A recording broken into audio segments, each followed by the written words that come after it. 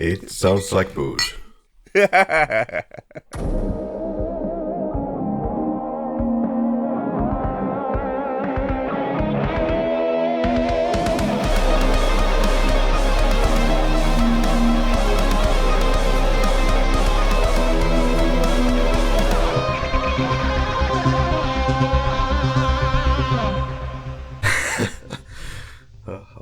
Welcome to the Flick Lab. I am Karri. You are Henrik. Not you, the listener, but my co-host. He will chime in shortly. This is the kind of film podcast where we go through international cinema bi-weekly and a couple of other things on the side. For example, today, Under the Volcano from 1984. We're from Finland. We studied media. Any housekeeping, or let's just get to it? Well, seeing how I'm absolutely smitten to be here once again, why not just, jump right into it? I'm feeling fresh like a springboard for today's episode. And to keep in with the gimmicks that we originally started, and to be absolutely in no way disgustingly distasteful and disgraceful here, I'm also banging a hell of a lot of booze. So it's going to keep in with the themes of today's movie, which deals with alcoholism. I thought about having this for myself, but I thought that Henrik is not gonna do this anymore. But proved me wrong. But just for you, man, I know how you like to collect like sound effects and build your own audio library. So here's my little gift for you, like homemade sound effect. You can try to guess what this noise is. It sounds like booze. Oh, what kind of booze are we talking about? It's my favorite kind. It's all the booze. 2 types of whiskey. I have Baileys. I have 1 red wine. Like typically, I also have a beer here with me. But that the beer is just for there. To clean up my palate. Darn, I don't have any to share. I have just water here and coffee. And if you can spare 30 minutes, I can go, of course, get a hell of a lot of... well, why not? Why not? Go ahead, man. What? Really? Yeah. I can start to open up my collection here. I can get into the film critic mode here. So that at the end of the episode, everything will be très chic, as they say in French, and with a pronunciation that will absolutely in no way did just completely butcher the French language. But I'm a film critic, and using French language on occasion, like 1 word in 1 hour, it borrows me some image of credibility, which is the only currency I have. Up to you, if you want to keep waiting. Yeah, I'm completely fine. Sign me the fuck up, sailor. Okay. 2 hours later.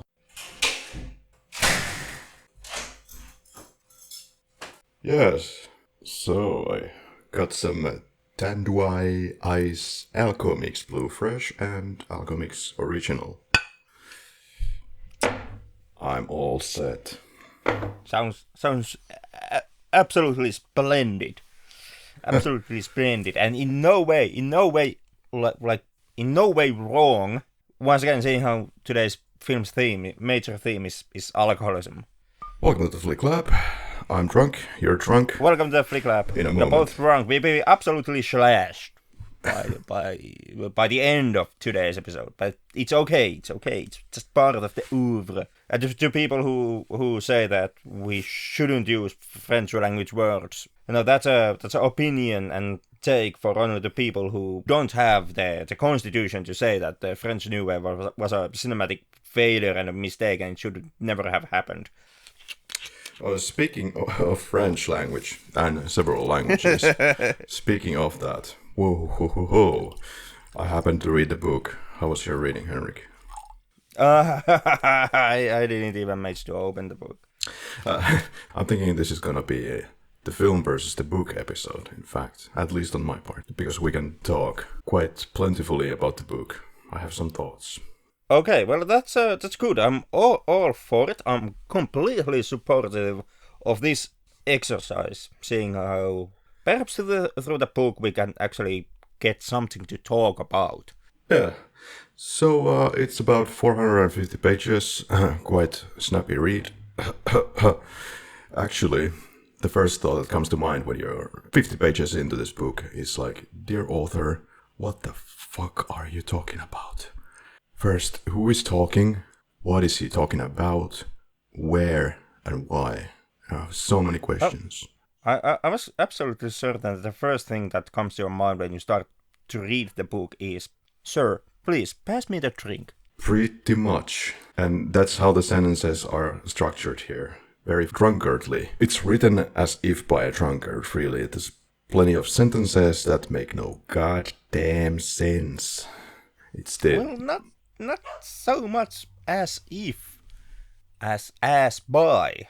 Because even though I didn't read it, I did do some background checks on the book, which, shamefully, I must admit, I hadn't really heard about same way as I hadn't heard about Lauri as a writer, even though, you know, the author and the book in question, Under the Volcano, are considered some of the you know, best, most noteworthy classics of the English elite. But yeah, was not familiar with neither one of them at all. But upon, you know, looking into the things, the truth is, you know, the author, Malcolm Lowry, was a real-life bender drunk. He was drunk more days than he was sober of his life. So when it comes to Under the Volcano, which is like his second of the only 2 books that he ever wrote, he did write some poems and stuff like that, even after Under the Volcano. But when it comes to novels, it's just Ultramarine, his first one, and then Under the Volcano. And those apparently, if I understood this correctly, were written in these kind of a short, sober periods in his life. Wow. That's hard to imagine reading the book. Because it's some of the most... I will try to be as objective as... I will try to be fair, but it's the most unreadable... Some of the most unreadable gibberish I've read in a while. It's like a big... it's like a big stream of consciousness gibberish hitting your brain with 400 miles per hour. But in Karri's defense here, if I remember correctly, you're not big fan of reading fiction. Like, you more like factual books. Like, that is absolutely true. Like 95% of what I read, admittedly, is non-fiction. But it might also not just be like, you know, you not getting it, or you just being bad writer and you just being like less experienced reader when it comes to, like, you know, touching upon fiction, especially if the fiction takes like more flowery presentation. That's fair, but I will just say that for the common folks out there, for most English majors even, this might be something that is choking them up, because the author, he uses so many big words throughout, but somehow then the text improves in, let's say, the last 3 chapters, in the sense that he suddenly just drops all the big words and it becomes quite readable, actually. Perhaps the author himself got tired of checking the dictionary himself all the time and wondering which fancy words he should be inserting next. Because that's how I felt about it. Could be also a universal problem. Because I also heard that when Lowry was searching for publisher for Under the Volcano, the one first of all, he was apparently he was rejected at first, and then managed to land a publisher for himself, and the publisher also felt like that, you know, a considerable number of changes should be made to the novel before publishing it. Yeah. And I've heard that Lowry, like in response, Lowry wrote to his publisher like something like 26 or 34 or something like this huge letter, like over 10 pages long letter, But perhaps I don't remember how many pages it was exactly. Like I said, could be 26, 34, whatever. But anyways, this gigantic amount of paper, which was just him going point by point his publisher's ideas and opinions and contradicting them, and laying his defense why the text should not be changed in any way before publishing. And apparently his publisher gave up here and just was like, okay, Lauri, like I've read your letter and we won't touch a thing in your book and we will just publish it as it is. Yeah, and I can perfectly see why. Not only that there are a lot of sophisticated vocabulary in there, and certainly I can tell that the man himself professed incredible command of the English language. This reads like a book that is really kind of one-take-ish, in a way that there's the stream of consciousness aspect to it. You could even question if this is like one of the pillars or the biggies of the English literature, or is it one of the big numbers in Spanish literature? There's so much Spanish here, and foreign languages in general, especially Spanish, that you'd better be prepared to take a Duolingo course before you even consider reading this book. Well, lucky for me, I know some. I lived in Spain, but it comes off as a kind of a show-off. I get it. Well, you're in Mexico, and you are trying to convey this very authentic feeling, like you would be there, and it's very fucking hard to read this book. There's literally half the page might be just some Spanish that the character saw somewhere in the marketplace or in a square. So that's kind of one of the problems of the book. But if you kind of sideline that for a second, the content itself, as I said, it's kind of stream of consciousness. Okay, what do I mean about that? It's meandering conversations in bars that seem to lead absolutely nowhere, as if the character would be actually drunk, as he is. I know that there's a lot of references to the other material in the book referencing other books and works of art, yada yada yada. So there's a lot of things that I'm missing. But as far as I know, most of them are more like just references and nothing really else to it. It's there.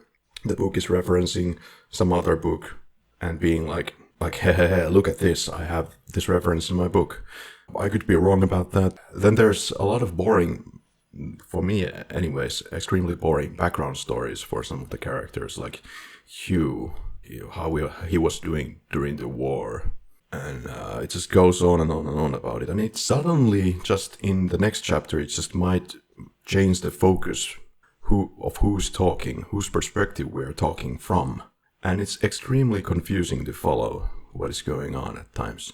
Especially with these kind of flashback moments where we go into some sidetrack stories and you lose track easily of what is going on. 50 pages in and you've probably lost the concentration and interest.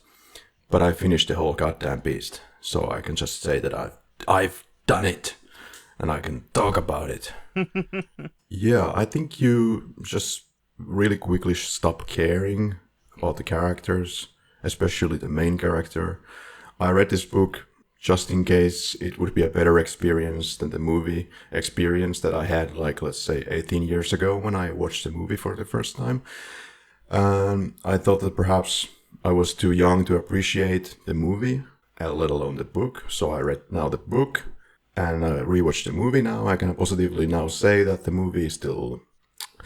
Well, I will leave it for later. So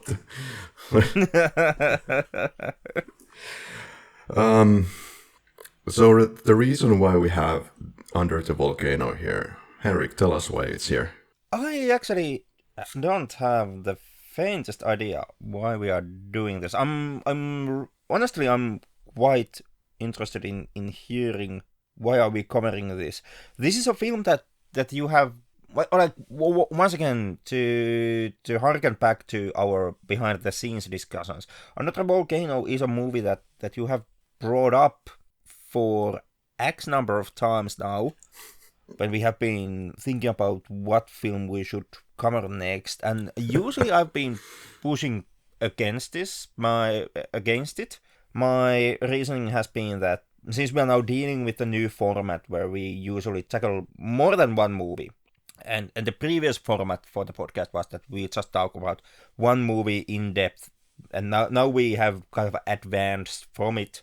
And I've been avoiding Under the Volcano because I kind of like to stay as firmly as possible in the new format of more than one movies per episode to discuss about, and I never actually figure out like what should be the companion movie for Volcano. That's the thing. And now just like, okay, I finally gave in, and now we are doing Under the Volcano. That's the thing. We tried to make this the drunkard movies, the episode.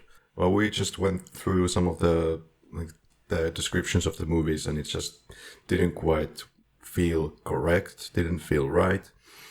And then I was like, okay, like fuck, you can't fit anything in with the Under the Volcano. Let's just do Under the Volcano. But one of my excuses for tonight where we watched this is because I have read the book, so I can say that actually it's kind of like two projects that we're talking about today. Yeah, I'm not really a fiction guy that much, but the reason why we're watching this tonight is because I watched this for the first time 18 years ago, as I said, and I at the time I felt that it's the worst movie probably that I've ever seen. And then you started to make a film podcast, and after X number of years in the lab, you are kind of like, oh, it couldn't be that bad. Precisely. I thought that maybe I've been a little bit too rough towards this movie. Yeah, like I've seen Hellraiser 7, so it couldn't be that bad. Yeah, I was about 17 years old when I watched it, and terribly unsophisticated little kid who didn't know anything. And at this point, I know a few things more, and I just thought that maybe it's not that bad. Maybe I should take a more mature look at this film and the book to see if anything has changed. Maybe I should revisit the movie as an unsophisticated adult. I mean, fair's fair. The book is only like number 11 in the Modern Library 100 best novels list. I know, and so it's some type of a literary classic. Yeah, so it's trash. As Karri's conclusion, one of the number 11 in 100 best novels. Trash. Next. Yeah. Well, I can say that there's kind of split opinions online regarding the book and the film. There is. So and what I looked into the split opinions, I saw the main divide I saw with it was like, what is your preferred time period of literature? Do you like the more the romantic era, which has more stuff happening, or do you like the modernist, the English modernist era of literature, which would be like James Joyce, Lowry, Graham Greene, or these others, which have more like this really stuck into the perspective of one character and not so much actually happening story and plot wise in the book. And like I got the vibe that this is like the main divider between the opinions when it comes to Under the Volcano as a book. Yeah, and I perfectly understand. I understand what it wants to do, more or less. It's a certain kind of storytelling, perhaps it's really not my cup of tea. Or it doesn't feel so wholesome or such a cohesive project where you have the 70% of the book being, as I described, very heavily relying on advanced vocabulary and meandering quality. But then in the last 30% it actually becomes a more traditional, say, novel with a regular story structure, and the film very much follows the book. Of course, less scenes and less bars and what have you. Very much follows the book. Okay, it can be a good or a bad thing. depending on your opinions of about the film. Anyway, how do you feel about the main character, this drunkard Firmin, who is an ex-consulate who has left the consulate and now is just stuck in Mexico? At least in the book it's mentioned that he should be packing his stuff and start to leave Mexico, but he has no such intentions. I felt that Firmin was a really believable and realistic portrayal of an alcoholic. Yeah, I think the performance was, though it was really over the topish, but for a good reason. I think, it well reflects the life or the behavior of a drunkard. Yeah, it was just what you would really expect. All the praise that has been given to Albert Finney, I perfectly see where it's coming from. Yeah. He is very suitable for this role. It's absolutely suitable for the role. Like Albert Finney, just like everybody will point you out. If you read into the reviews of Under the Volcano, the movie, Albert Finney's performance is really astonishing. It's an absolute powerhouse performance. The caveat that exists here, and like the one topic or the one thing that I'm kind of trying to tiptoe around here, is the fact that if you also read into the reviews, Albert Finney's performance is kind of the thing that everybody mentions.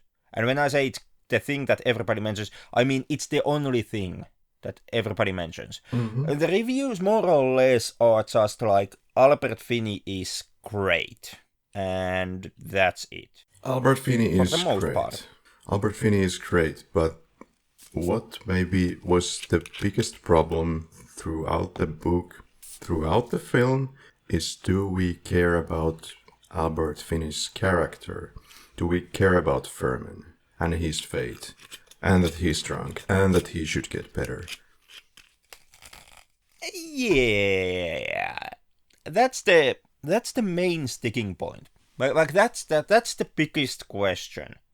If you wanna talk about Under the Volcano, I can't vouch for the book, but at least for the film, most definitely. That's the question. That's the deal breaker. That's where this all will come down to. Like, do you give a shit about about George Firmin as a character? Yeah. Is it the fact that we don't get any primer on the character before he became into this condition? Or is it just that once somebody becomes this way, we just lose interest in the character in a sense? And maybe that's an interesting philosophical question then. Is that fair? Are we mistreating him? Should we feel more empathy? How to get there? Well, there's a lot of good questions. And, do me a favor, man, just write those questions up. Okay. Right now, so that we actually remember to get back into these questions, because I would say those are the main talking points when it comes to at least for the 1984 film. Once again, can't say anything for the book, but for the movie, those are the questions where everything will boil down to, and the biggest talking points, perhaps for today's episode. And I'm gonna come out of the bushwork. Like, you may have noticed that I have been a bit hesitant to say exactly how I feel about the movie up until this point. I've been kind of saving it. Like, I was thinking that I just kind of open up my thoughts little by little as today's episode goes on, until we reach like the final questions where I give the answer up straight. It's so hard. But fuck that. Yeah, fuck it. Like, I'm gonna honestly come out of and just lay it out. I didn't fucking like the movie. There. I didn't like this. Thank you for joining us. And yeah, leave your hate mail in our social media. And to me, you asked, like, is the fact that we don't know about Albert Finney's past, his character's past, that we don't know about who George Firmin, Geoffrey Firmin was before the story proper starts, if that's the problem. And to me, personally, that's precisely the problem. That's absolutely the problem. Like, the thing that, if you haven't seen Under the Volcano, if you haven't read the book, the thing you have to know about the movie is that it's a character study. It's 100% character study. Yeah. Film directors, they love to do character studies because they give the directors a possibility to do these like big emotion things, which are something that the Oscar Academy really likes to give prizes, and stuff that usually like film critics like you and me like really like to. We like to give praises to character studies because we usually take the side that we get to see some type of a raw, deep, real emotions when the camera and the story never leaves the character. It's just 100% focused on the character. And actors like Albert Finney, they absolutely love to do character study movies because it gives them the chance, like Finney here, who absolutely seizes the opportunity to play big and play loud and have all these harsh emotions on the screen and portray it all, like bleed their hearts out on the screen. And that's, once again, that's something that, you know, critics like you and me, we are supposed to love and cheer and champion those moments. Same way as, you know, once again, the Oscars are supposed to give awards whenever an actor does this. So, of course, this is, like, if you have, like, a divide, if you would think that there's a divide, there's an industry on side A, which would consist, like, the producers, actors, scriptwriters, directors, also us, the critics, we would be in the industry, and then there would be the side B, which would be the audiences. There's like oftentimes there's a gap where the industry loves character pieces, and then you have to ask, like, is there something for the audiences? Yeah. And the thing with character pieces, however, unfortunately, is the fact that usually jack shit happens in them. Like, you're supposed to follow the character. Like, that's the whole point of a character study. You're supposed to stick with the character. It's not plot movie. It's not an action movie. It's not a suspense movie. It's a character study. So, basically, everything plot related can be thrown under the bus. In you know, in keeping or in uplifting the character side of the thing. And that's absolutely fine. That's absolutely fine. I love some character studies. This is not like me ranting that character studies are like the plight of Hollywood filmmaking. Not at all. But you are kind of riding this rickety bike here. Like, where if you can't exactly, like, if the character does not bite, if you don't kind of feel the character in the character study movie, but then you have nothing else to go for. And go with. And to me, that's where the main problem with Geoffrey Firmin boils down to.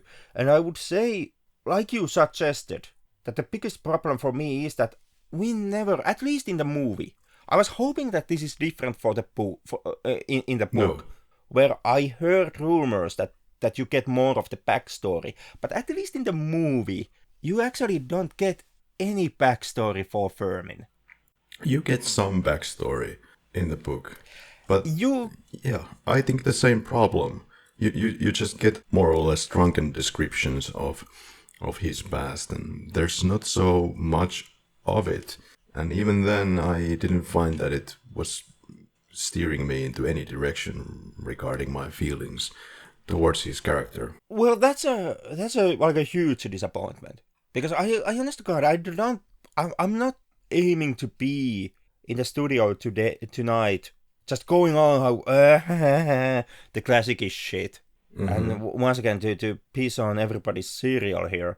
I was really hoping that the book then, on the other hand, would be like, would have this lavish, big Geoffrey Firmin before the story proper starts angle and thing with it, so that you would get all the backstory and all the character basically in the book, because you don't really get it in the film itself.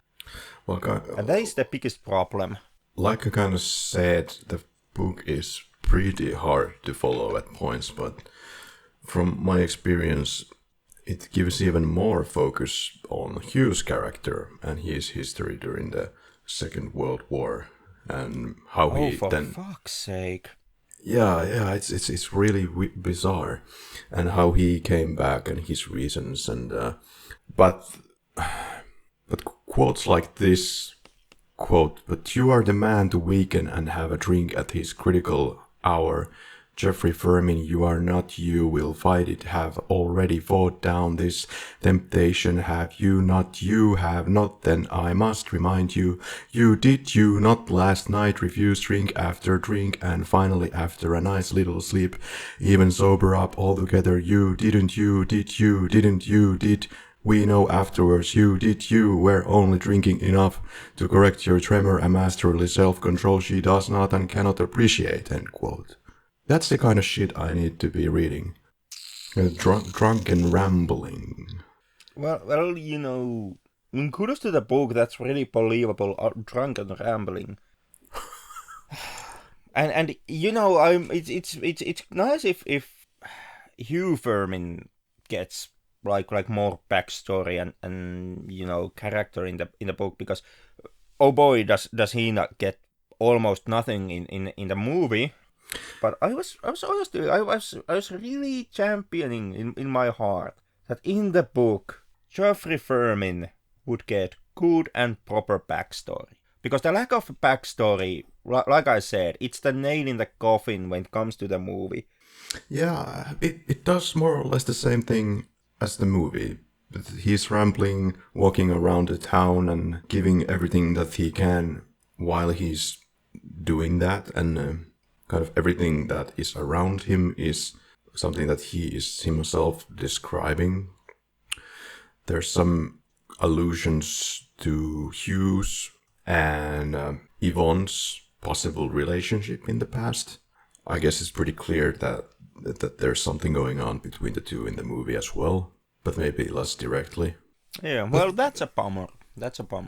Yeah, but when you're taking into account all the things that you have to endure when you're in such a condition, when you're a drunkard and under the influence, you have the shame, you have thoughts of self-loathing, and people are helping you and you cannot do anything, you are losing bits of your dignity. You are at the same time perhaps enjoying your current state, while the others are not so much enjoying that state. There's a lot of those different thoughts, and then you might be breaking into a smile when you're drunk, and the others are not responding to that when they see your state. A lot going on in the film in a way, but then why are we not as an audience engaged? Why don't we care? Yeah, that is the question. Yeah, and to start to tackle that one, I'm almost already, like, this is the reason why I asked that you write your questions down, because I'm already starting to forget them. But if I remember correctly, you had a philosophical question. More or less why don't we care too much for a person who is drunk, and how do we get to that conditioning? Should we get there? How to get there? Yeah, you had some type of a moralistic question for the audiences. Like, is it fair that we criticize the movie for not getting into the drunken character or something like that? Yeah, this is exactly the reason why these questions are tricky. Yeah, as far as I recall, I was just saying, why do we fail to make the connection to the drunkard? Yeah, that most definitely was a question. And to start to check out that one, to me, the problem comes in basically the approach that the film has. Like the main sticking point, like I already said, is the character study angle that the movie has. And once again, I have to stress this out. I'm not against character studies, but like I said, the problem with character studies is that usually in character studies you don't get that much plot material. So everything comes down into you basically getting inside the character and you started to care about the character. And in Under the Volcano, when it comes to George Firmin, this is very much a downward spiral story. It's basically George Firmin as a character. He's someone who has been an alcoholic for years before the movie proper starts. And he has reached the point of alcoholism where he no longer is drinking because he likes it. He is no longer drinking in order to get drunk. He is merely drinking because he can't function, like his body can't function without alcohol. He's that far in. This is very much like close to his deathbed alcoholic that we are dealing with here. Like his system is physically in danger of shutting down without the booze. And this is something that, well, Firmin himself states this out, and we get to see this in the movie through the shakes that he has, and the pains that he obviously has when he does not have enough alcohol in his system. But the thing is that in the movie at least, when the story starts, that's all that Geoffrey Firmin is. He's nothing else. That's the whole thing. He doesn't do anything anymore because he's past the point where he can change. He can't kick the habit, and that's understandable. Like alcoholism is an addiction, and like with all addictions, you never actually get rid of them. You just, at the best case scenario, you learn the tools and the methods to kind of stop using and abusing the addiction you have.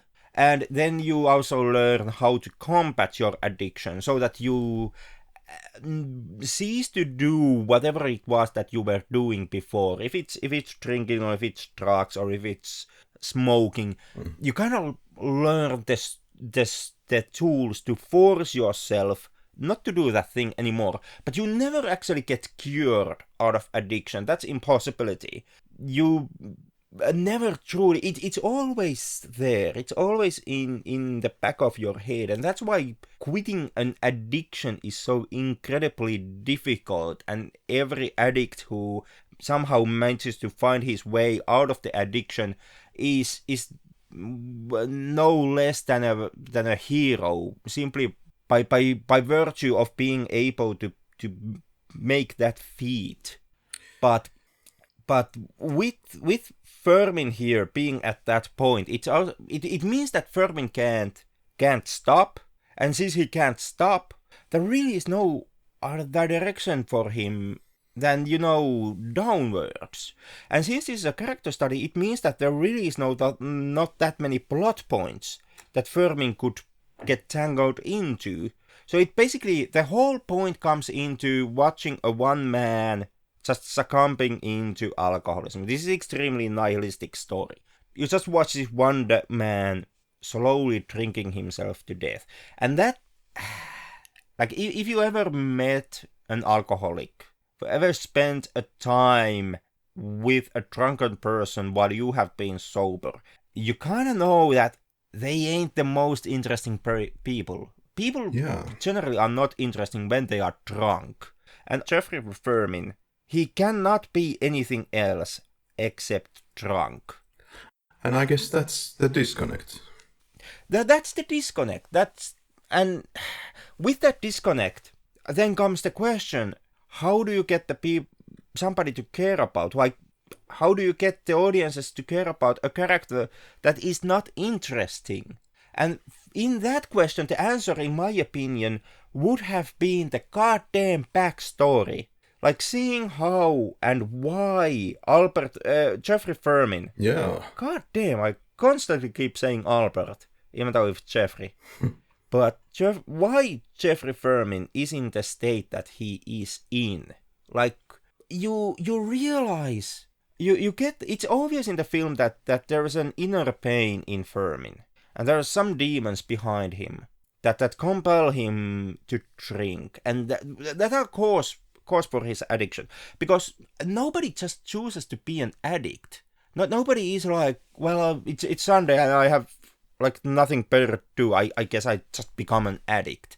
There's always some type of inner, deeper, more emotional pain in you, and then you find some substance that you start first using to combat that pain, to bury it down, and as you keep on doing this, it turns slowly into an addiction. Once again, there's a reasons why addictions and addicts are so heartbreaking, and why it's so hard to combat an addiction. But in this type of like in fictional context, which Under the Volcano in the end is, it also kind of like in real life you can work with an addict. You can work with drunken people. They are not interesting when they are drunk, but you can just work with them. But what we are dealing with, what we are talking about here, is a book and a film, a 2-hour movie.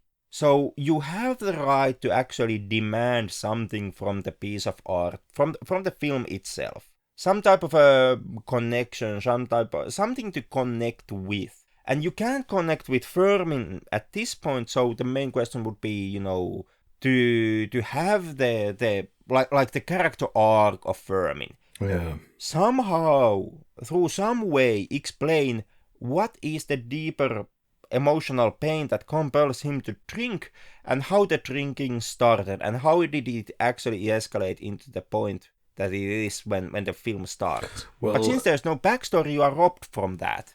Well, we get a little bit more backstory actually in the book, in the sense that we get to understand why he's not so eager to quit drinking. It's because his alcoholism is now so advanced that, as also described partly in the film, he does get the shakes. And when he starts drinking, he gets rid of the shakes. His alcoholism is so advanced that he can't just simply stop it straight to the wall. He would need to get on some program, or get to be actually having some kind of a constructive program to get off his alcoholism. And just blankly just quitting it would absolutely kill him. The book also explains why he's not wearing socks. I think we didn't get to the actual explanation in the movie, but yeah. No, we don't. Yeah, it's the fact that he can't even wear them because his alcoholic neuropathy has developed so far that it's very uncomfortable, or actually impossible. Yeah. But yeah, I guess the subject was very personal for the author.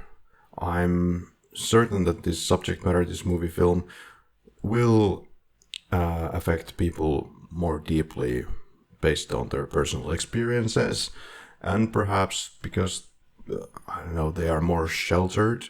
I read some comments online that saying that people were like, "Oh my God, this was so heartbreaking and such of a dark story," and I didn't get that feeling. I would say that the reason why you don't get it is precisely because of the backstory, because you don't know what is the demon behind Firmin. But apparently some people do have the experience that it was pretty horrific experience for them. It can be also like different life experiences. Well, I have myself... That may fuel into. Yeah, myself, I have had my fair share of drunkards pretty close in my life. And could it even be that I just don't care? I've seen these people, they don't usually change their ways. It's just the same, and definitely not interesting people to talk to. Yeah, I mean, I'm not demanding that Firmin should have changed his ways in course of the story. I'm fine with the story ending like it is. I'm even relatively fine with the story being like this. My main problem is that there is no more like pre-alcoholic Firmin presented to us, none at all. And I like you ask if it's the fact that you've seen alcoholic people, alcoholics in your life, because of that you are like somehow lost your interest or some type of human connection to alcoholics. I wouldn't say it's I wouldn't say that would be the case. Like to reiterate my question from previous, if you experienced those people when they were drunk, if you tried to have a talk with them when they were drunk, were they interesting in that moment? No. Yeah, precisely. Because drunk people are not interesting. They, like these people that you have met, their stories may be heartbreaking. Their current situation might be heartbreaking. They may be a really interesting, really nice, really cool people, but that's outside of the moment when they are, drunk. That's with you having some type of a understanding of what they are when they are not drunk, or what they have been before, they got drunk, what they have been before they became alcoholics. And with that added knowledge, you can have like a full picture of a person. And then you can say that this person had so much potential in him. And these are the reasons, like this is the pain that they have to live with, and that's the reason why they drink, and it's heartbreaking. Like you get to see, you have the possibility to have this notion of what they once were, what they could have been, and contrast that against what they are in this moment. And because of that, the moment can be so powerful, and they, as people, they can be, but Firmin gets none of that. He doesn't get the moment outside of booze. He does not get the backstory. He doesn't get the chance to be a person, not really. All he has in the movie, the only chance he has, is to be drunk. And that's it. And like to draw the different parallel here. Like why this is so goddamn, like, why the answer to every question, like that's the main thing here. You kinda, or at least I as a movie watcher, as an audience member watching Under the Volcano, the question I was constantly asking myself is, why does Firmin drink? Yeah. What happened? Yeah. If you could... Why did he throw it all away? I get why he drinks now. That is because he can't anymore quit. He's so far in alcoholism. I get that, but why did he start? What is the reason for his drink? The deeper reason for his drinking, and the only answer that the film gives to you is that he's alcoholic. Well, Henrik, and that's it. On the other hand, maybe it doesn't matter how it started. In a way that maybe there is no particular reason. It's just something that started one night, and he started drinking with his pals and kept at it for a considerable amount of time, met new people as a consulate, and constantly kind of having the handshake with new people that he meets and gets on that delirious path. And and that's like would be fine in real life. It's realistic. That's one way how alcoholism can start. It has been studied if addiction and alcoholism is something to do with your brains, if it's genetical. As far as I know, we haven't have a full answer why some people become alcoholics. It's still a mystery. But the scenario, the background that you describe, are completely believable, realistic, in real life, reasonable chain of events that would lead into this downward spiral. The problem here is that what we are talking about is a movie. And I do think that from a movie we have the right to actually expect more. Like to give draw this into a different parallel. Let's use superhero stories, because we are not big fan of superhero stories. So perhaps you are not naturally feeling as a defensive. It can be perhaps feel a bit hostile, me attacking an alcoholic character here in a character piece movie. But let's use superhero stories. They are fair game to everybody. Let's use fucking Batman. Now we all know Batman's backstory. His parents get murdered. He finds a really unhealthy ways to cope with his parents' murder, which leads into him becoming the Batman, which leads into further problem with the Joker and all that shit. He has to stay as Batman. We all know that. Batman in itself is kind of an addiction story. Bruce Wayne runs away from emotional pain, becomes Batman. Now can't stop being Batman. He's kind of like Albert Firmin, Geoffrey Firmin. God damn it. He's kind of like Geoffrey Firmin, but his choice of drugs is to wear skimpy tights and dress like a rodent. Who am I to kink shame? But most of the Batman stories never actually approach or touch upon this subject. If you read the comics, mostly they are just like, we all know Batman's backstory. Let's not divulge in it. Let's just have a Batman adventure. Joker does something. Yada yada yada. But then there are stories that want to tackle upon, like want to ask the question, why does Batman do what he does? And with these stories, there are two types of stories. There are those that fall from mediocre to great, which have some insight. They present you a view into why Batman is Batman, why Batman does what he does. They may be psychologically deep. They may be character breakdowns. Or it can just be, like Joker is doing a bunch of shit and I have to stop him. Can't really go back here because Gotham City's police department is what it is. Yada yada yada. Those are like from mediocre to great answers.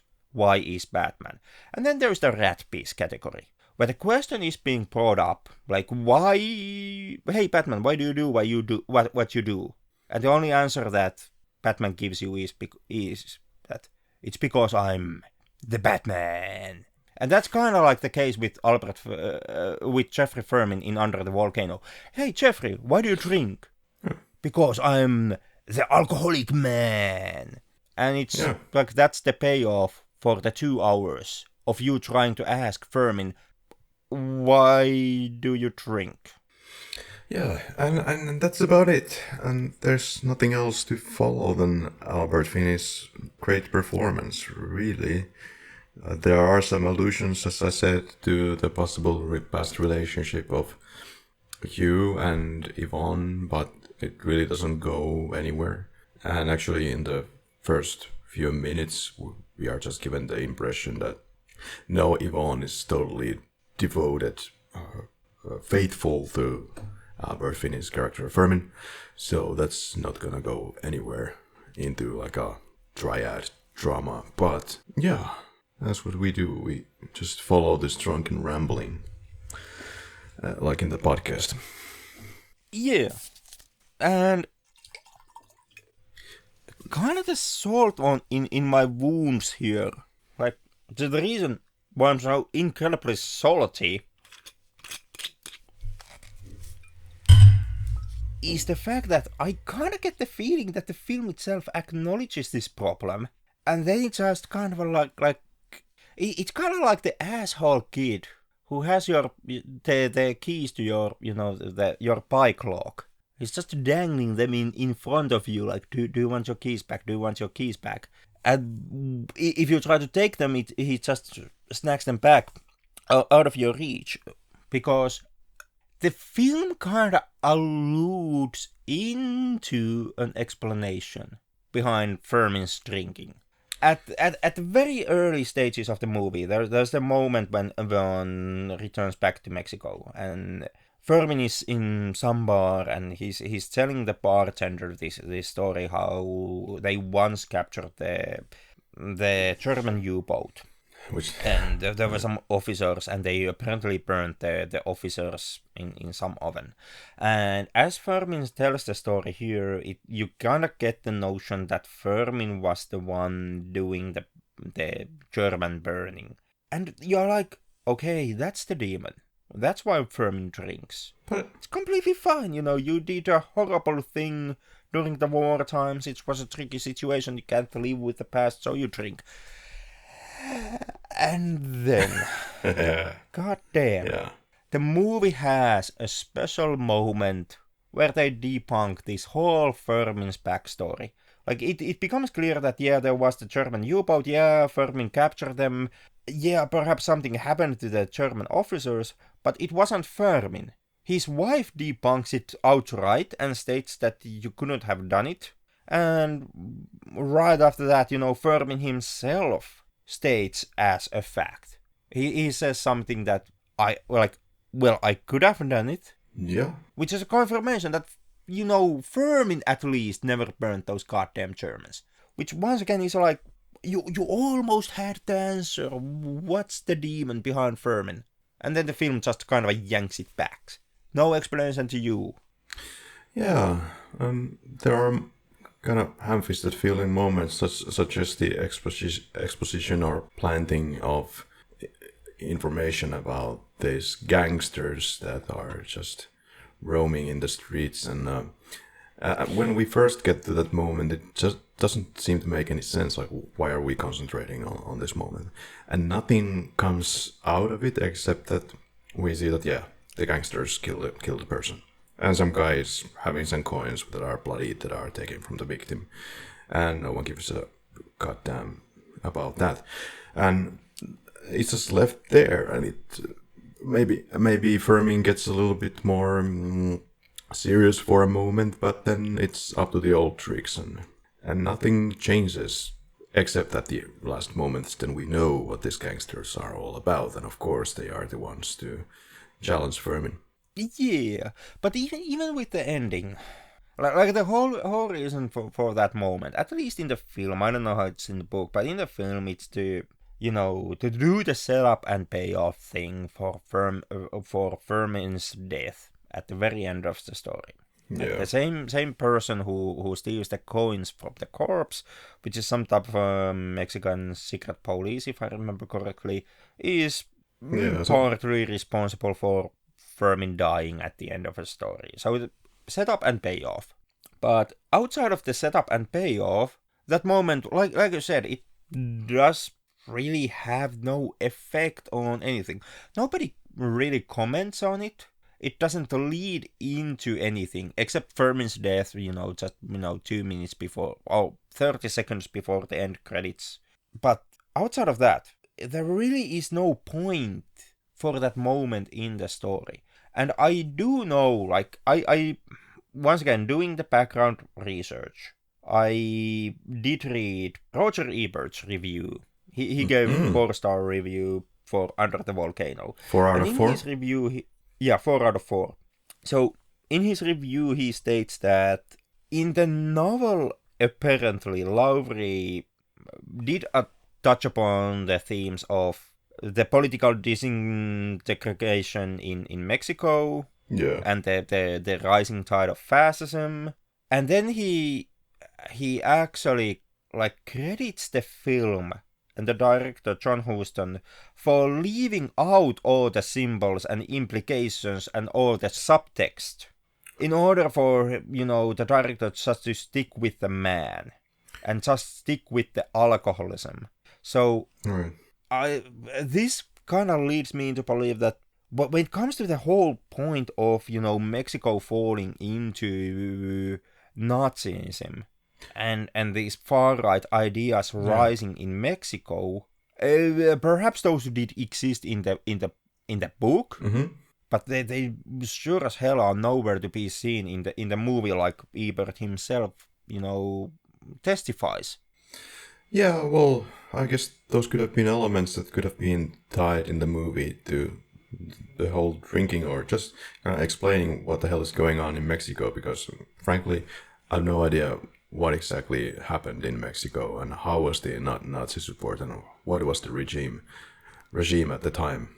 So yeah, would have been interesting backdrop, more interesting than just following the drunken raving on.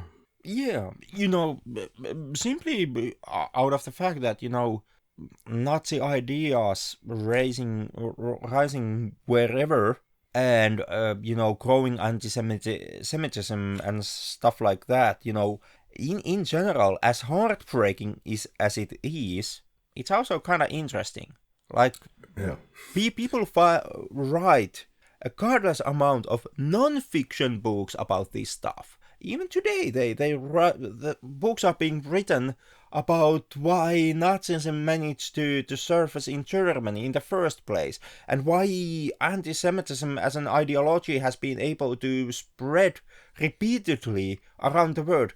People are studying this stuff in universities and colleges because it's kind of interesting, and it kind of says something us humans as a race, as a species. So there is kind of something in there. Rising fascism is kind of fascinating as much as it's terrifying and heartbreaking. So perhaps it could have been used in the film, instead of just, giving us a man who is drunk, and apparently the only reason why he's drunk is because he's an alcoholic. And yeah, it could have shed also some light on what's happening in the last moments of the film. Well, maybe this is something that the locals, the people in America, understand very well, but I have a gap in my understanding. What is the anti-Americanism, staunch anti-Americanism all about there, that it seems to allude to? Is it all only about the events in America, or something regarding the war? And yeah, does it have something inherent to do with his fate at the end of the movie? Of course, these are a couple of bad company that he's keeping at the bar, but a lot of hints. Yeah, but that's all you get. Like, that's as far as it goes. Only into hints. Yeah. It's the same thing as with the bloody letters. Like, there's this plot point. It's like a running theme throughout the 2-hour movie that Firmin has separated with his wife. They have broken up because the wife hasn't quite been able to stand with Firmin's drinking. So she has left Mexico, and apparently after she left Mexico, she has written like this whole bunch of letters to Firmin. And Firmin never actually read any of these letters. He did collect and keep all of them, but he just never opened any of the letters. And is it like this that the bartender, the bar owner, has kept the letters somehow? Maybe he forgot them there on his last drinking stint? Yups. That's precisely the case. Like throughout the movie, Firmin repeatedly tries to figure out, like, he has lost a bunch of letters, and he can't remember where he lost them. So throughout the movie, he's trying to piece it together. He goes around asking different bars, like, do you have my letters? And he tries to remember what bar did he actually lose his letters in. And then in the final, at the end of the film, he goes into the really, like, backwoods, rat shits, come off the earth, cutthroat bar, the most seediest place that you can find in all Mexico. You can see how it's under the volcano. Yeah. So he goes there, and apparently that's the bar where he originally lost his letters, and the bartender, there was some person there, has collected them, keep them safe for him. So the only arc that the movie has finally closes. Geoffrey Firmin finds his goddamn letters and can finally read them, and the payoff is absolutely nothing. Yeah, it's kind of like there's a hint that in a way you get the sense that the letters are telling, from his wife, are telling that there just is no hope for them.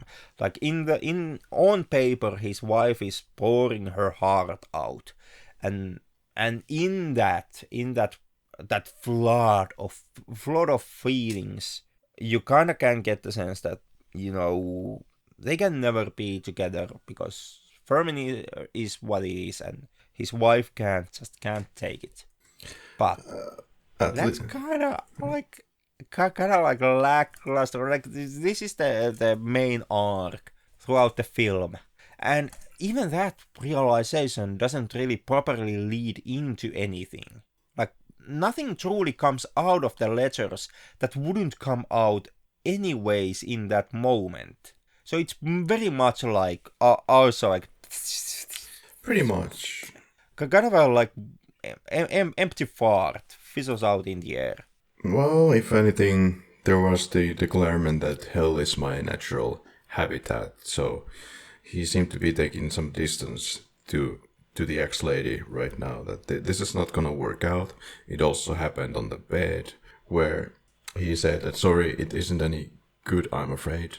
And I thought he was referring to his, equipment, but it turns out during the course of the movie that that's not quite probably the case.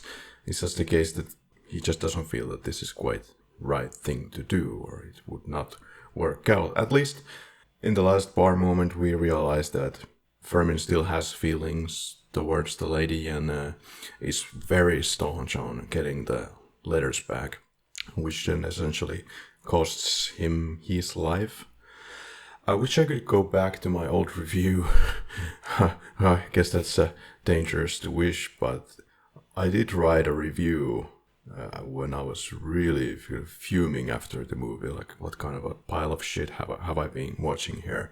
I wrote it on IMDb, but since I have deleted my account, but it must have been going more or less in the sense that I simplified it to the kind of the main elements of the film, which is sort of valid even today, but simplified it to the level of, here is a drunken guy in the movie.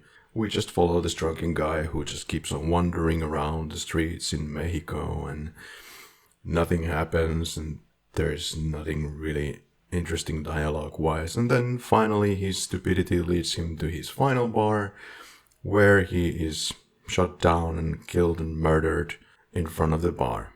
And that's the movie. And I was just questioning, what kind of fucking shit show is this? Even with maybe more context on what the hell is being, what the movie is trying to do, what it's based on, yada yada yada, you would think differently about it now. Then again, not really. Yeah, it kind of sounds like, with the like the added intellect that you have been able to gather, throughout the years after seeing the movie for the first time. What it amounts to is a better understanding exactly why you just don't like the film. Yeah. It's you still feel that it's a shitty movie. You just kind of now have more realization why it's a shitty movie. Well, I would say there is things that have changed. I do appreciate the acting more. I appreciate and understand acting and its challenges a little bit more than I used to, and I truly appreciate Albert Finney's ability to deliver in the film. I do enjoy some certain moments and some of the more sharper dialogue. I was really into the film when I started watching it, and I think it laid out its case well and introduced its characters well, but then that's it. Yeah, unfortunately, it's even perhaps a bit more sad knowing that this movie comes from John Huston, who is a director who I absolutely like. Typically, I love him, and he has made some of the movies that I do think are all-time great cinema. Oh, yeah. Treasure of Sierra Madre. Yes. Maltese Falcon. The absolutely iconic film noir. The African Queen. Movies that I feel like fucking even British Honor, his second to last movie he ever made, that one with Jack Nicholson and Kathleen Turner. Movies that I absolutely think that are fucking great. I absolutely love them. I like Huston as a director. He's not bad here either. But I just don't like the bloody film he made. And it's a bummer because I know that this also was this was Huston's passion project. It was a development hell, like something like 20, 30, 40 years when Huston and this is the one that Huston repeatedly tried to get off the ground, and he finally gets it after decades of production hell or development hell, and it comes out and you kind of look at it and you're like, I don't like this.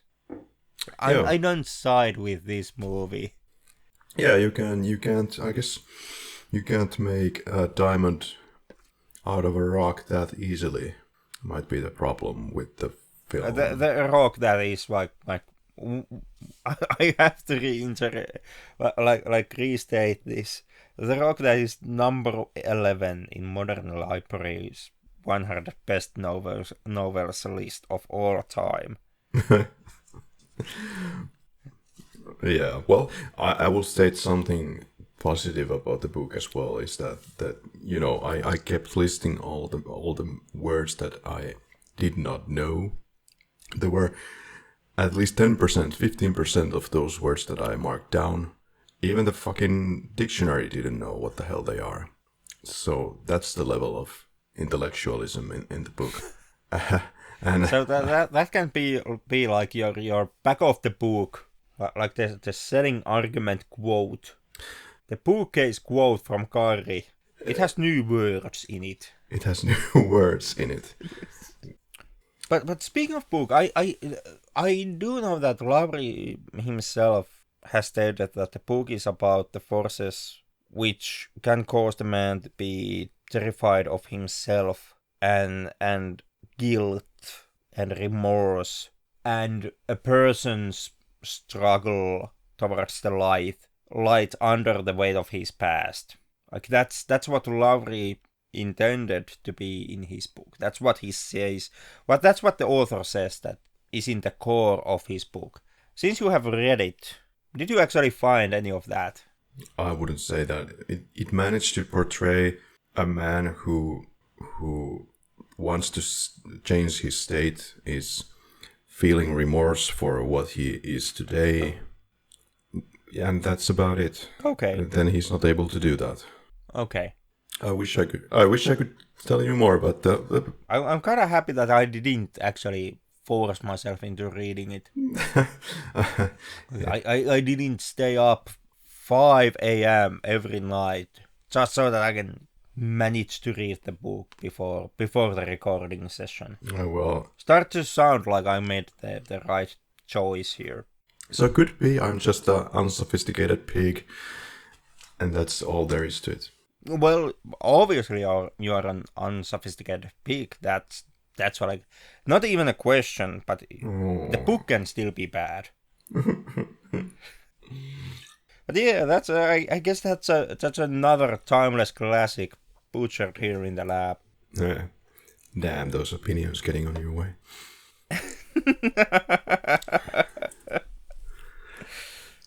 But I guess we'll be running here for quite a while with the quickies as well. Slowies.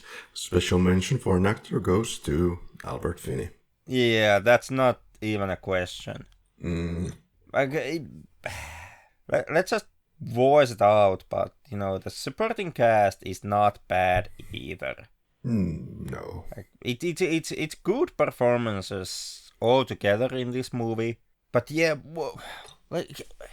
it's a character study. Surprise, surprise! Albert Finney is gonna get all the screen time and the biggest emotions, etc., etc., etc. Of course, it's gonna be fucking Albert Finney. Who did anybody thought it would be? That horse at the end of the film? Yeah, that horse at the end of the film, that was what I wanted to say about next, because before I even finished the book, I realized that actually there's a plot point where the lady dies in the book, and then I was like, wait a minute, I don't remember this being in the film, really? It doesn't seem to make any sense to me. Then I watched the movie before I finished the book, and at the end, the lady dies basically after Firmin dies. Well, that makes more sense than what I had in my head, that she would get trampled by the horse before she gets killed in the bar. But anyway, it's a bit much for me. It's still unbelievably convenient. Yes, it is.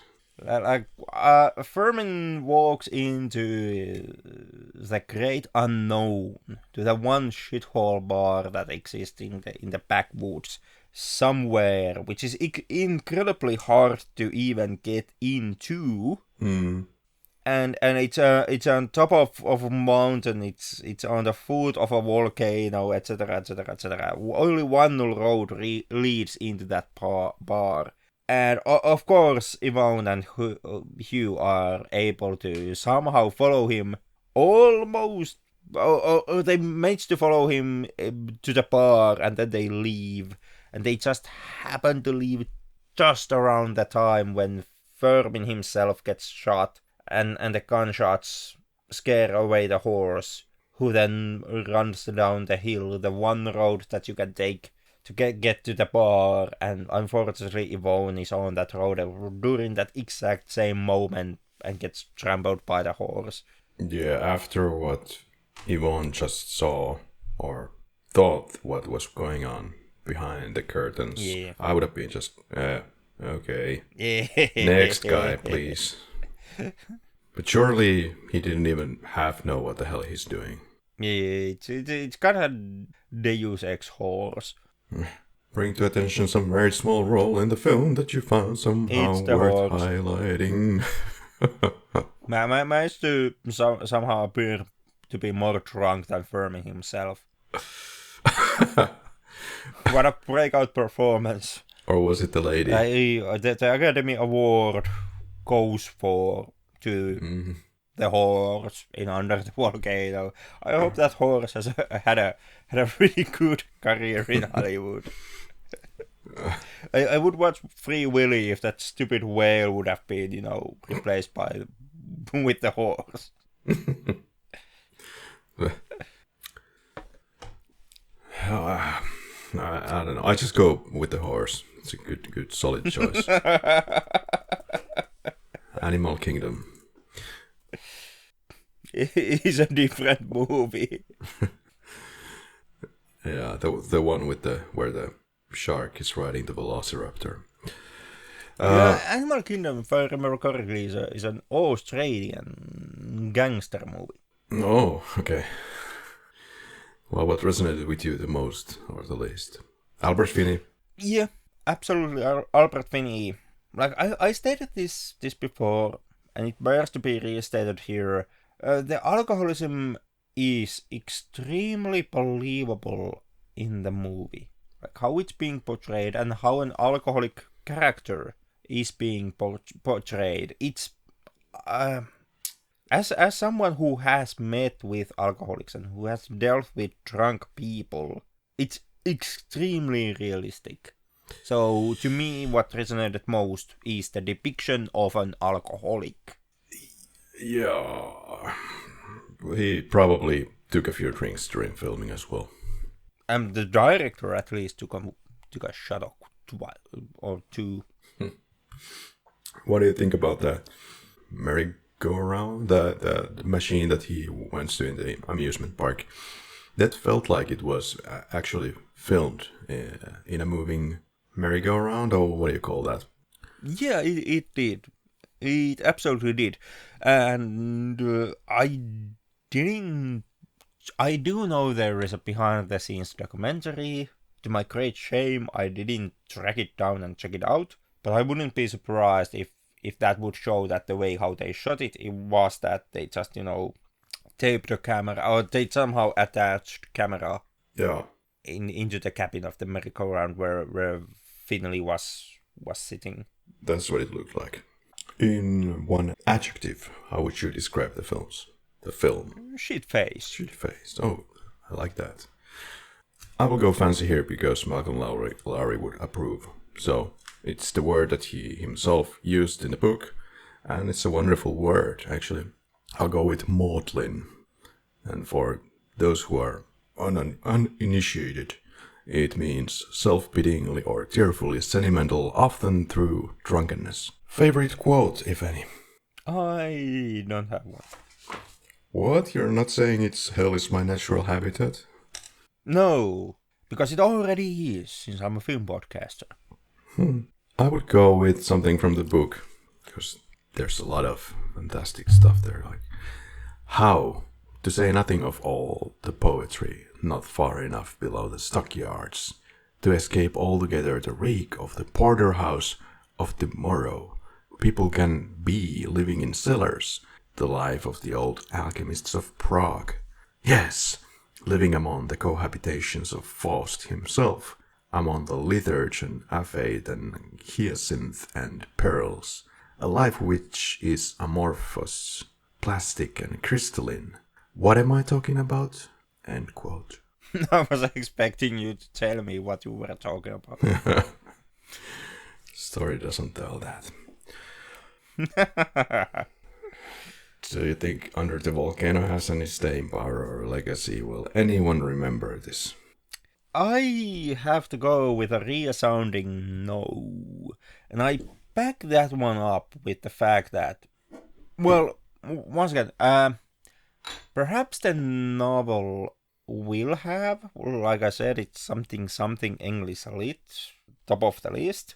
But when it comes to the film, when it comes to the director's filmography, like there's a bunch of films that Huston made during his career that people keep on mentioning. They are being brought up in all the film essays. Film essays are being made of those films. And when it comes to Under the Volcano, absolutely nothing. I didn't find a film essay about Volcano. I barely found any essays about the book.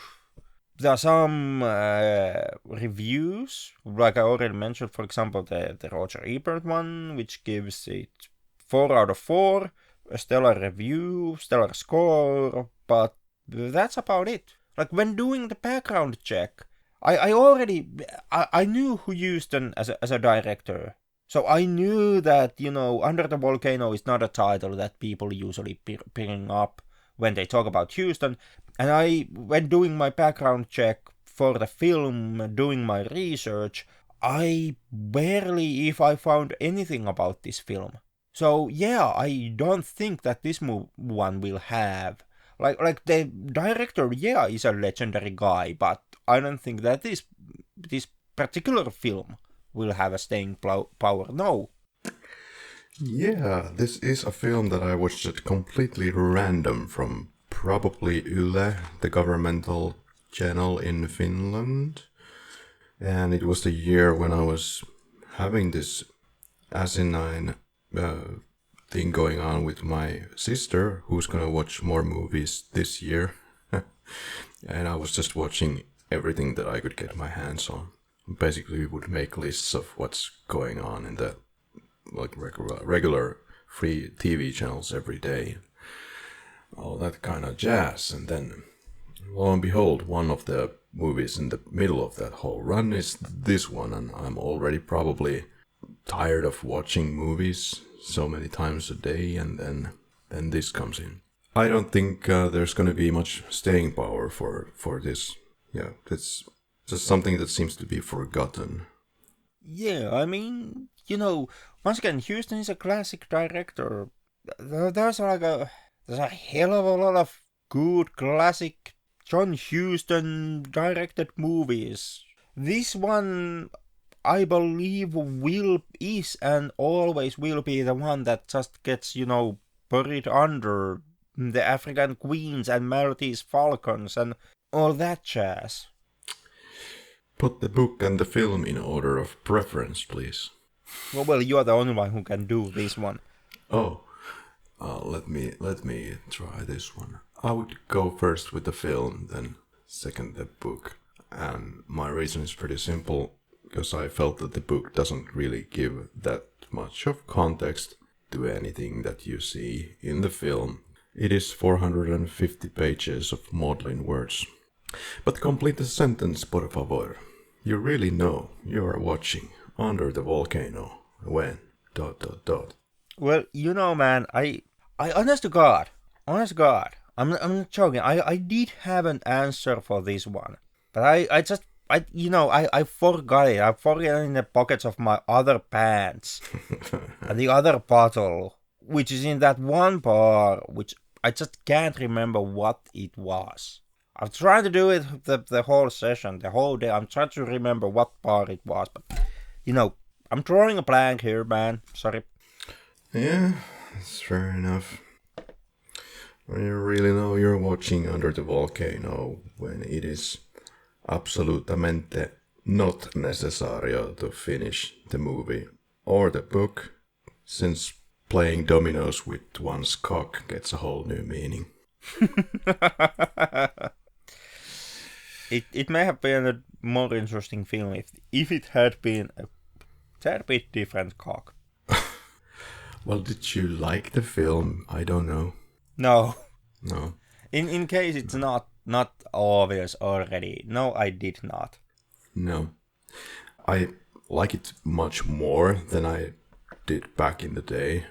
Certainly, I got more out of it.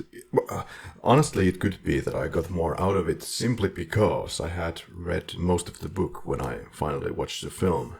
I can't imagine if you feel at all excited about the first 10 minutes of the film yourself. Were you really into it in the beginning? I was during the opening. Like that. It's a good opening. It's a good I like the opening. I like the pace. I like how it's shot. I like all those moments how it's, just Firmin lazily strolling down the street, stopping to pet the dog.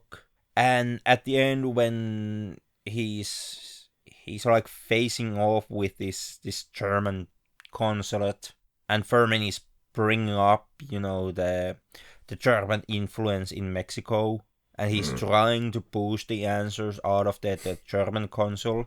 Mm-hmm. And then, his alcoholic breakdown on the stage. I liked all that stuff. There was with the German consulate stuff, there was actually an honest to God plot thread that you could have followed. The problem is just, that after the first 10 minutes, all of that gets dropped. Yeah, now that you say it could have been more interesting, satisfying if they would have pushed the alcoholism in public places even further.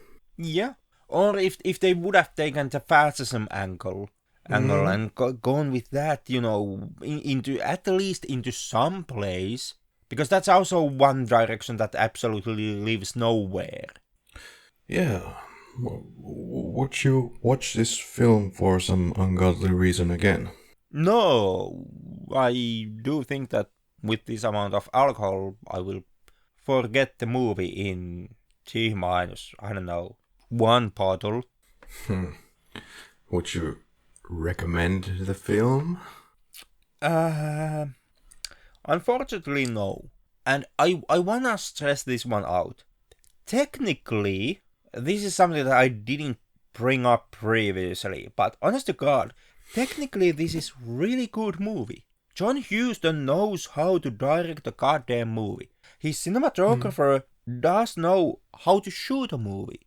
Yeah. And like we all already mentioned, Albert Finney's performance is an absolute masterpiece. And the supporting cast is not bad either. Like, it's a good performance, it's good directing, it's good cinematography. All the technical aspects are there. And I understand, like, it's not often talked about when we talk about John Huston. But the fact is that John Huston, the director himself, had some issues with alcohol. Like, he was a drunk driver. And his benders with booze plus cars equaled at least 2 accidents. One which led into a female actress. Was it Cheetah Johan or who was the actress? Anyways, the first occasion of Huston drunk driving led into the actress flying through the goddamn windshield. And the actress suffered head trauma as a result. And on the second time, when Huston was behind the wheel while under influence, it went into an honest to God actually killing an actress. Holy. That was Tosca Rulien. Most likely I butchered the name. Yeah, But well, she died. And of course, it bears to mention that there exists a theory that it wasn't Huston driving. This is back in the day when John Huston's career was that he was scriptwriter in Hollywood. And the theory goes that Huston didn't drive, that it would have been instead, the driver would have been a hotshot Hollywood actor Clark Gable, which was a big draw in the box office. And the theory goes that Gable was the one who drove, and the studio would have paid Huston to take the fall, because the studio would have wanted to protect Clark Gable's name, since Gable brought in countless amounts of money while being the leading star in movies. That's a theory, but officially Huston is the one who takes the rap for drunk driving and killing another person. nice. So I honest to God, I understand that Under the Volcano, most definitely, it absolutely, like this was Huston's passion project. I can kind of understand why that may have been. Like most definitely, Huston himself was facing some personal issues while directing the movie. And technically it's a great movie, absolutely. But there just kinda is nothing to actually see here. You follow a drunken character who goes absolutely nowhere. There are the societal elements, the rising fascism, the anti-Semitism that are not really touched upon. Nothing is learned, nothing is gained. At the end of a day, truly, nothing is even lost. And this all happens because Firmin drunks because he's an alcoholic. The end, 2 hours of your time. Yeah, Thank you, come again, please. I was hoping that this would be perhaps that we would find some grandiose, fantastic plot line here that I just couldn't see as a kid. But it just feels pretty flat, just like it was back then. Like I said, the performances, great. Yeah, Albert Finney was great. If you like Albert Finney, if you like great acting, sure. I find it pretty hard to recommend, though. It was a struggle for me to finish the book. It's not that long, but it was excruciatingly long when you just don't give a shit about the content. But I really wanted to finish it. Took some doing. Don't watch Under the Volcano. Don't read the book especially. Think you can find better things to do. Yeah. And frankly, maybe we can find more interesting books about drunk people. Yeah, perhaps. At least books that might have more plot in them. And I know that perhaps somebody in the audience is already drawing blood and calling us hypocrites. In the past episodes, we have been recommending movies based upon the powerhouse performances of an actor.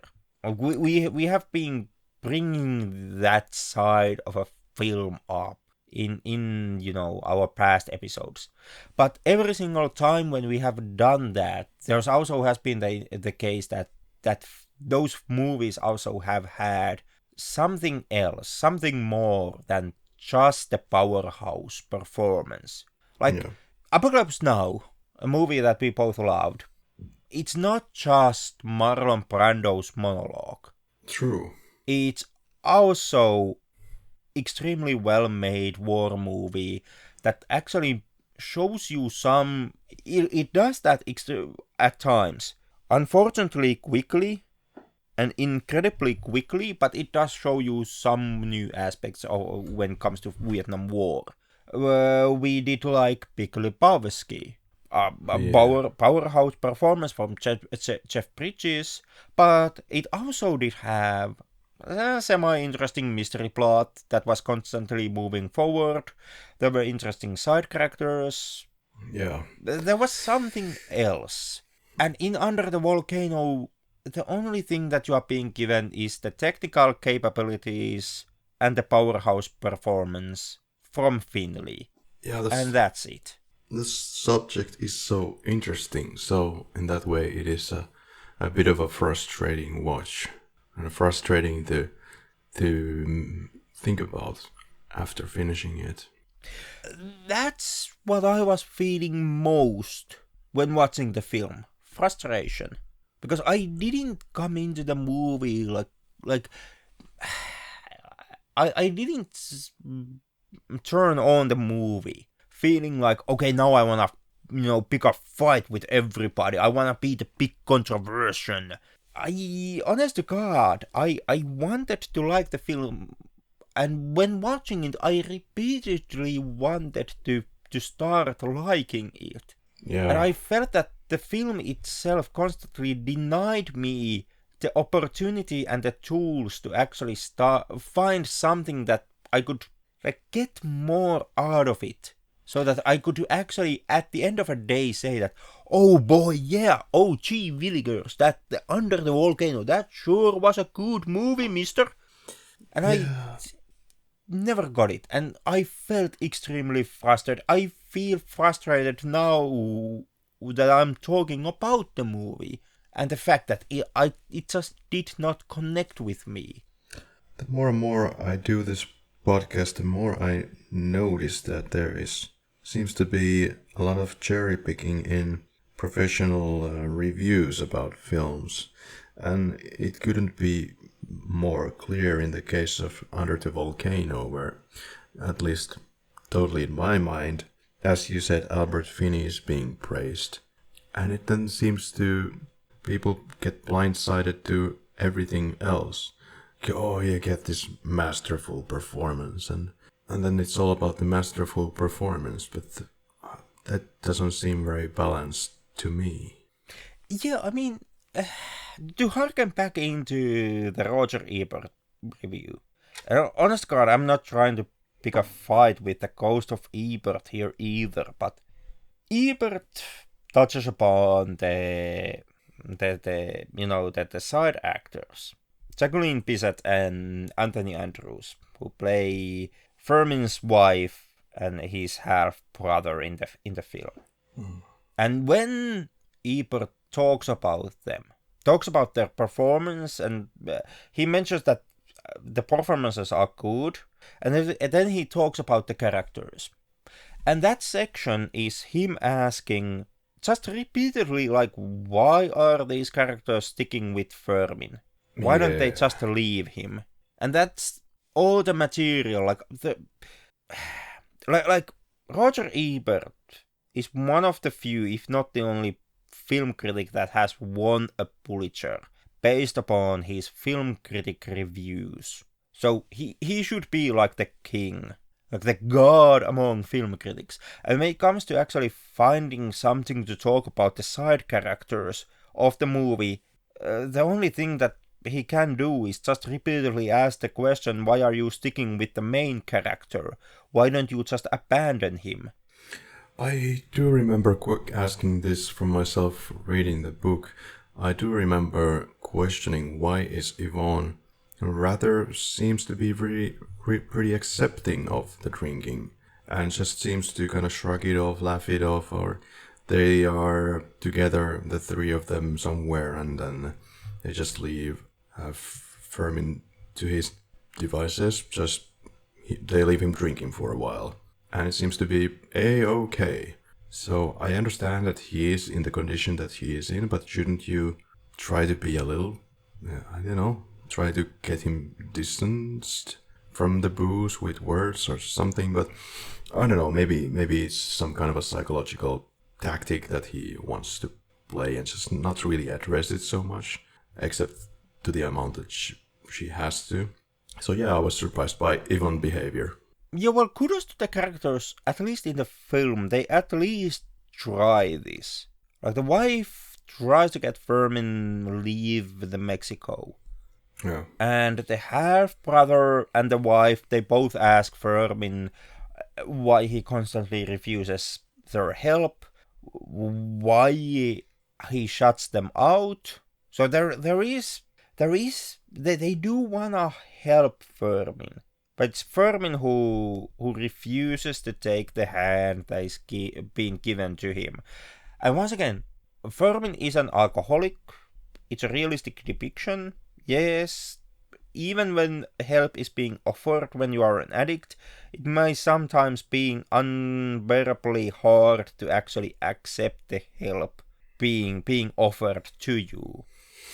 But at the same time, once again, we are talking about movie, we are talking about story, we are talking about fiction. Even though the approach and the actions are realistic and they are believable, it does not necessarily translate into a good story. I was hoping that when Firmin shuts them out and refuses the help, there would have been some other explanation for his behavior than just the fact that he's an alcoholic, I guess. What do you think if we would have discussed this film as our first episode back in 2018? How would your approach be during that time compared to now?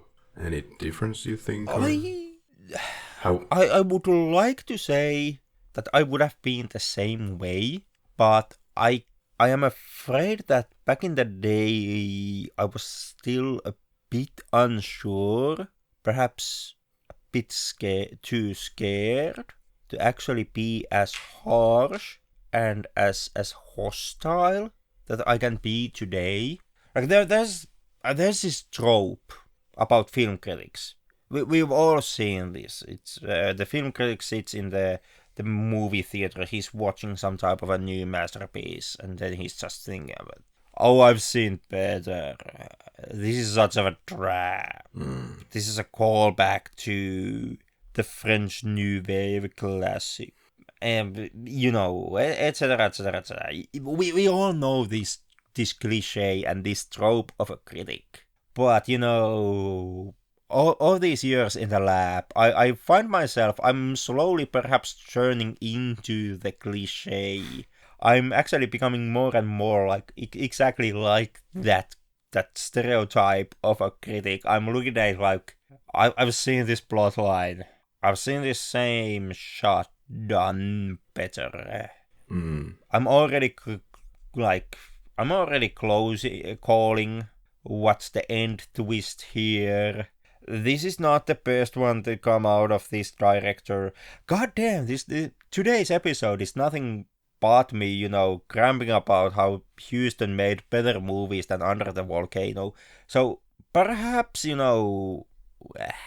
had this been one of our first episodes, I am afraid that I may have actually given this movie undeserved credit. Okay. During our first episode in the lab, simply due to, for me, being too afraid to be too harsh on a movie that comes from, the great legendary director John Huston. And now that I'm more experienced, I'm more jaded, it's more easier for me to, just say that don't bother with this one. Well, that's interesting. I was thinking that probably if we had done this back in 18, I would have been way more critical towards this film. Maybe just butchering it to absolute smithereens. Well, to you, it would have been a fresher experience back in the day. I think I was more ruthless when this podcast started.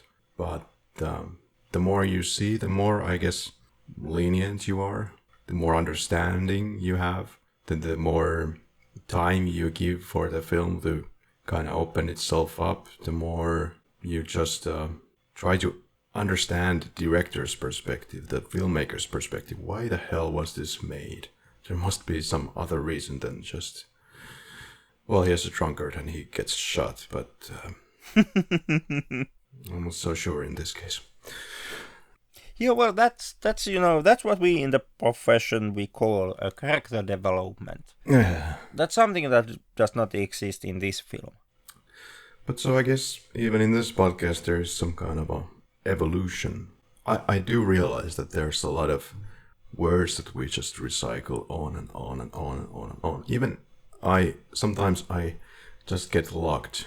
Sometimes I don't know what to say because I feel that I've said this 1,000,000 times before. How can I think of a new adjective or a verb?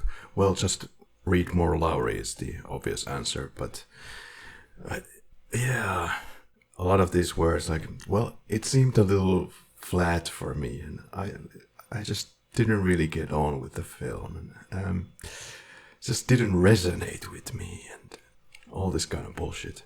So you always try to add something on top of that, and I'm not sure if I was able to explain myself very well today, but thankfully we're at the end, unless you have any thoughts before the outro. None at all. Thankfully I'm at the end of this bottle. We would like you to come and continue this conversation with us online on our social media pages, please. And we'll hope you'll leave us a rating on Apple Podcasts. If not, then maybe you can at least follow us on several deepest levels of hells: Twitter, Facebook, Instagram, YouTube, and now also library/odyssey.com. Don't forget to support us on Patreon for, most importantly, for the feeling in your heart that you're supporting this little project of ours. And some extra goodies. And last but certainly not least, we'd like to give a few shout-outs to fellow podcasts. That's right. This is a friendly reciprocal exchange where this helps us and it helps them. And I'm gonna read a few elevator pitches. Here goes. Our first podcast mention goes to the Elite Pod. Want to start working out but don't know where to start? Then let the trainers at Elite Fitness help guide you to be your ultimate best. Each week, our trainers will give you key tips and guidance to help you on your fitness journey. Join us every Monday at the Elite Pod. The link will be in the description of this episode, but you can find the Elite Pod on Spotify. Then we have With a Gay Twist. With a Gay Twist, it's the podcast where two homos discuss the news and politics of the day, including LGBT news. From Congress to Drag Race, we've got you covered. It's news and politics, but with a gay twist. You can find them on all major podcast players and on www.withagaytwist.com. Then we have What's This Place? How do we shop now the world is burning? What's This Place? Podcast goes behind the bricks and mortar of sustainable businesses. How they do it, tricks we can all use to shop more sustainably. What sustainability even means. What is this place? Let's go inside to find out. You can find What's This Place, for example, on Apple Podcasts. Then we have Capes on the Couch. We analyze the psychiatric and mental health issues of superheroes. Sometimes funny, sometimes emotional, always insightful and entertaining. We are Capes on the Couch. You can find them on capesonthecouch.com. Next, we have Fine Time. Fine Time is a weird and snappy video game podcast. We talk about games, new and old, give hot takes on industry news, and do extremely silly quiz segments in order to embarrass each other. You can find them on kite.link/fine-time. Then we have Funky Eskimo. Every day I release a short episode of me telling awkward stories from my life or angry rants of current events. You can find Funky Eskimo from Linktree, which is linktr.ee/funkyeskimo. And again, you can find all of these links to the podcasts in the show notes. So definitely give a listen to these podcasts, and thank you for letting our audience know about you. Really appreciate it. This was wonderfully reciprocal. And please remember, don't be film podcasters. Drink responsibly. It's a good way to end it. See you in a fortnight. Until then.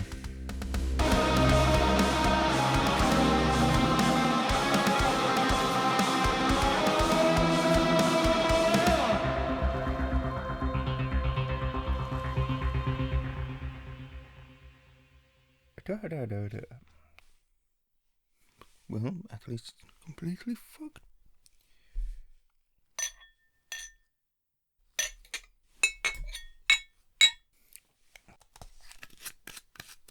Smells like fucking petrol. Ew. Christ, that's ghastly stuff. Miten onko, haluatko sä huika? Haluatko? Otatko sä juotavaa?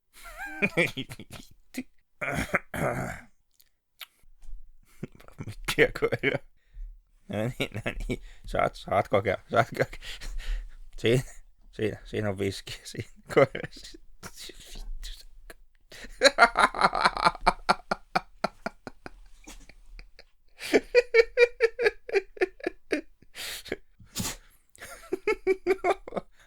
Kyllä sä skottilainen terrieri oot, kuule. Joo, siellä paskassa on kateria, mä tiedän. Yeah, so a product review for Fireball Cinnamon Whiskey poisoned by dog.